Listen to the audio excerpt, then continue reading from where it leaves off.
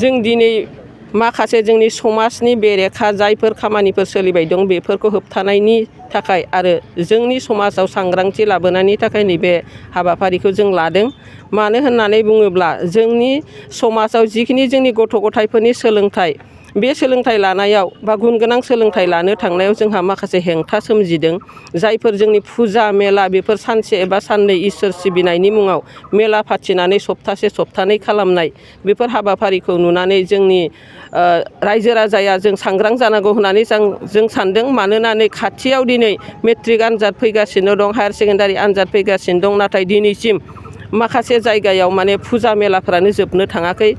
बेफोर जोंनि फरायसाफोरनि फरायनायाव गोबां गाज्रि गोहोम गोलैदों होननानै जों फोथायदों। आरो बिनि अनगायैबो जोंनि आइजोफोरा जि माखासे आइजोल' नङा गासैबो जोंनि समाजानो ससियेल मिडियायाव जि गाज्रि भाइरेल भिडिअ होगासिनो दं बेफोरबो जोंनि समाजाव माखासे हेंथा सोमजिहोदों। आरो बिनि अनगायै जोंनि जि उन्दै बैसोआव हाबा जानाय खोमसि फोथायनाय बेफोर गासिबो जोंनि समाजाव माखासे बेरेखा सोमजिहोगासिनो दं। बेफोर गासैनिबो सायाव एबा थिर जुवा बेफोरनि सायावबो जोङो रायजोखौ जोङो सांग्रांथि लाबोनो नाजादों। मानो होननानै बुङोब्ला बेफोरबो जोंनि समाज जौगानायाव हेंथा होगासिनो दङ। आथिखालाव मोनसे बेनि सायाव माबा फोरमायनो सानो? बेफोरखौ लानानै समाजाव जोङो सांग्रांथि लाबोनांगौ दं। मानो होननानै बुङोब्ला आरो बेफोर गुबै जाहोनानो जाबाय उन्दै बैसोआव हाबा जानाय।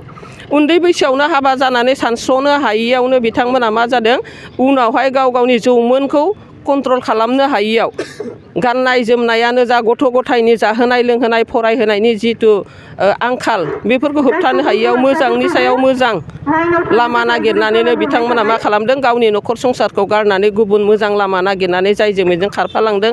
आरो लांग्रायाबो जायखौ बेखौनो लानानै खारदों। थिग बेफोरनि जाहोनाव समाजाव दिनै गुबुंले आबहावा सोमजिगासिनो दं। बेफोरखौ लानानै जों दिनैनि नैबे हान्जा सुनायनि गेजेरजों जों फोस्रावगोन।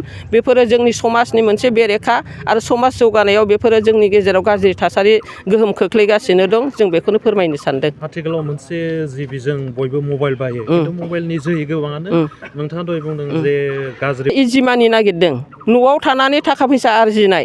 आरो बे न'आव थानानै थाखा फैसा आरजिनायनि खाबुखौ जोंनि समाजानो होदों। लाइक खालामबानो फैसा मोनो, शेयार खालामबानो फैसा मोनो। थिग बेफोरनि जाहोनावनो बिथांमोना मा खालामदों माखासेया गावनि मान इज्जतखौबो फाननानै थाखा फैसा आरजिनायनि जि लामा बेखौ बे मबाइलजोंनो लादों होननानै जों साननानै मोनदों। बिथांमोना गियान गैयैबो नङा, खायसेया गियानबो दं। नङाबा मानोथो निमाहा बिदों? निमाहा बिनाय माने गियान दङ। नाथाय आंखालनि थाखाय बेफोर हाबाफारिखौ मावदों होननानै जों साननानै लादों। मोनसे गोजोनथाव खौरां। क'क्राझार जिल्लानि सिङाव काजिगावआव थानाय गुरुदेव कालिचरण ब्रह्म एकाडेमियाव बर' बिजोंनि थाखाय गोदानै 2025-2026 इं मायथाइनि सोलोंथाइ बोसोरनि मुं थिसननाया जागायबाय। थाखो बिथराइनिफ्राय लानानै थाखो गुसिम मुं थिसननाय जागोन। मुं थिसननाया 10 फेब्रुआरिनिफ्राय जागायगोन। रेबगान्थि आरो खाबुफोर थागोन जेरै हौवासा आरो हिन्जावसाफोरनि थाखाय आलादा हस्टेलनि खाबु, हस्टेलनि फरायसाफोरखौ थाखो फोरोंगिरियानो जोथोन लायो, गोहैलो फरायसाफोरखौ फोरोंगिरिफोरा उफ्रायै जोथोन लानाय जायो, HSLC आनजादाव 100% उथ्रिसारनाय, कम्पिउटार सोलोंथाइनि खाबु, इंराजि आरो हिन्दी राव रायनायनि खाबु, इलेक्टिभ साबजेक्ट जेरै advance maths, Hindi, history, geography बेफोरबायदि बायदि खाबुफोरखौ मोननो हागोन। नोंथाङाबो गावनि गथ'खौ मुं थिसननोब्ला 9957951216 एबा 9613400625 एबा 8638520653 मबाइल नम्बराव थोंजों कल खालामनानै सुलाद लाहरनो हागोन। गुरुदेव कालिचरण ब्रह्म एकाडेमिया पर्बतजरानि ITI साब डिभिजन अफिसनि सेरावनो दङ।